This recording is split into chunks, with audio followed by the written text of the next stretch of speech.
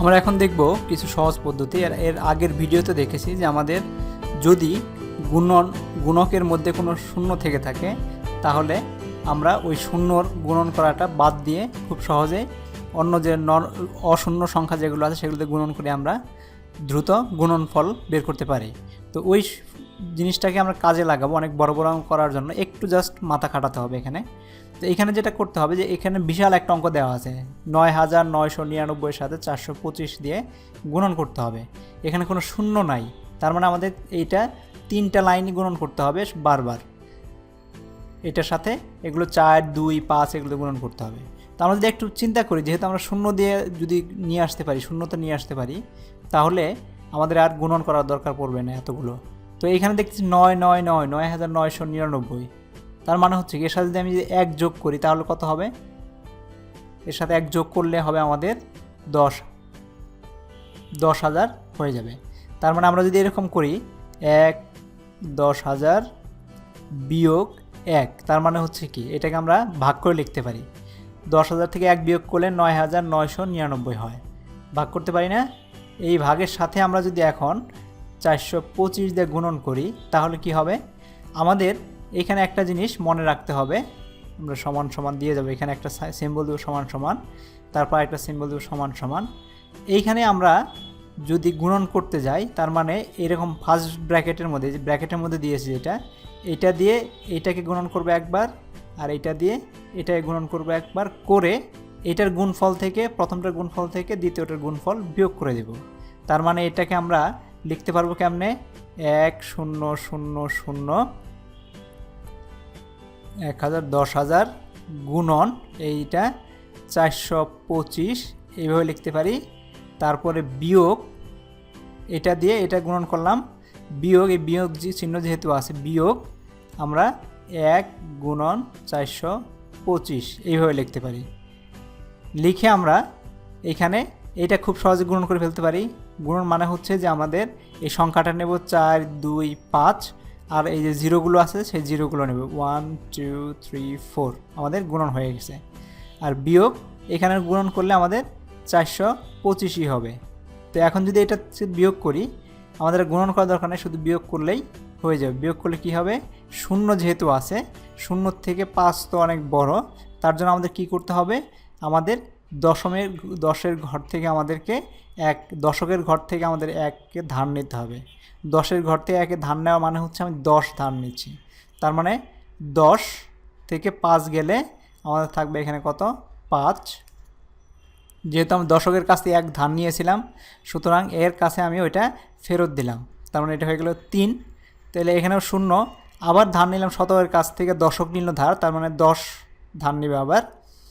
তার মানে ১০ থেকে ৩ চলে গেলে থাকবে ৭। আর যেহেতু আমি এখান থেকে ধার নিয়েছিলাম আগের বার, এটাকে দিয়ে দিলাম হলো ৫। এইখানেও শূন্য, তার মানে হচ্ছে আমাকে আবার ধার নিতে হচ্ছে এই আগের থেকে। তো এখানে ১০ হয়ে গেলে ১০-এর থেকে ৫ গেলে থাকবে ৫। তারপরে আমাদের ১ নিয়েছিলাম, ১টাকে আমরা দিয়ে দিলাম এখানে, তার মানে হয়ে যাবে ৯। এখন এখান থেকে নিয়ে নিচ্ছিলাম, এটা হয়ে যাবে ৪ ২ ৪। তো এইভাবে খুব সহজে আমরা অঙ্কটা করে ফেলতে পারি। তো এইভাবে আমরা একটু মাথা খাটায় চিন্তা করব যে যেখানে আমরা কোনো জিনিসকে শূন্য বানাতে পারি সেইগুলোকে শূন্য বানানোর চেষ্টা করব, ১ যোগ করে বা বিয়োগ করে। এভাবে আমরা যে কোনো অংশে, এই অংশে বা এই অংশে যে কোনো জায়গায় আমাদের শূন্য যদি বানাতে পারি কোনোভাবে, তাহলে সেটা হবে আমাদের সহজ পদ্ধতিতে গুণ করা। খুব সহজে আমরা যোগ বিয়োগ করে আমরা গুণটা করে ফেলতে পারবো। তো এখন এরকম আরেকটা দেখি, এখানে ৮,২৫৪ দেয়া আছে, তার সাথে ৯৯০ গুণন করতে হবে। তো এখানে যদি আমরা চিন্তা করি যে এটা কোনোভাবে জিরো করতে পারে কিনা বা শূন্য বানাইতে পারে কিনা, তাহলে দেখা যাবে যে আমাদের অনেক বড় হয়ে যাবে। যেমন এটা যদি ৮,০০০ বানাইতে চাই, তার মানে ৮,০০০ থেকে আমাদের ২৫৪কে যোগ করতে হবে, আবার এটা দিয়ে গুণন করতে হবে। তো তার চাইতে আমরা যদি এইদিকে একটু খেয়াল করি, মাথা খাটাই যদি এখানে হচ্ছে ৯৯০, তার মানে হচ্ছে ১,০০০ থেকে ১০ বিয়োগ করলে আমাদের ৯৯০ হয়ে যাচ্ছে। তো আমাদের এখানে ৩টা শূন্য পেয়ে যাচ্ছে, এইটাও শূন্য হয়ে যাচ্ছে, খুব সহজ হয়ে যাচ্ছে অঙ্কটাকে। তো তখন ৮ ২ ৫ ৪ গুণন, যেটা করতে হবে ১,০০০ বিয়োগ 10 এভাবে লিখতে হবে।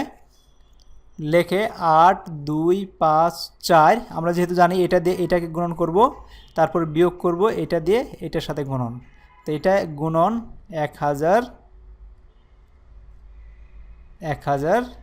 বিয়োগ এটার সাথে 10 গুণন করব 8254 গুণন 10। তো এইভাবে আমরা ভাগ করে ফেললাম। এখন তো আমাদের খুব সহজ, 8 2 5 4 বিয়োগ এটা বিয়োগ যাবে না, গুণন করলে আমাদের হবে কি 3টা শূন্য বসবে এখানে, বিয়োগ এখানে যেহেতু 10 দিয়ে গুণন 8 2 5 4 আর একটা শূন্য বসবে। তো এখান থেকে যদি আমরা বিয়োগ করে দেই খুব সহজে আমরা বিয়োগ করে ফেলতে পারি।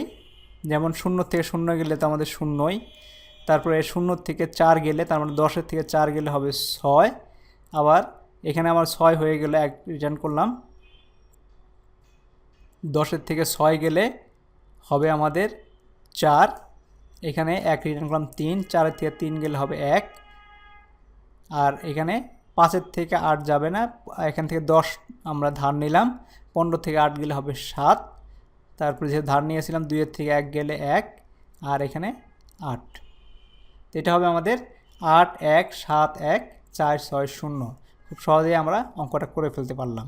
তো এইভাবে আমরা এই যদি কোনো গুণক বা গুণ্যকে শূন্যতে নিয়ে আসতে পারি, শূন্য সহ সংখ্যাতে নিয়ে আসতে পারি, সেটা আমাদের ভেবে দেখতে হবে এবং সহজ পদ্ধতিতে সেই অঙ্কটা আমরা করতে পারবো। যে কোনো অঙ্কই আমরা এরকম জাস্ট দেখব এই পাশেরটা কোনোভাবে শূন্য সংখ্যায় নিয়ে আসতে পারি কিনা, অথবা এই পাশেরটা কোনোভাবে শূন্য সংখ্যায় নিয়ে আসতে পারি কিনা, যোগ করে বা বিয়োগ করে যেভাবেই হোক। তো এর মাধ্যমে আমরা আমাদের কাজগুলো সহজ করে করতে পারি। তো এটাই হচ্ছে সহজ পদ্ধতির গুণন। এর পরের ভিডিওতে আমরা দেখব কিভাবে শূন্য স্থানযুক্ত গুণনকে সংখ্যায় পরিণত করতে হয়। Thank you very much.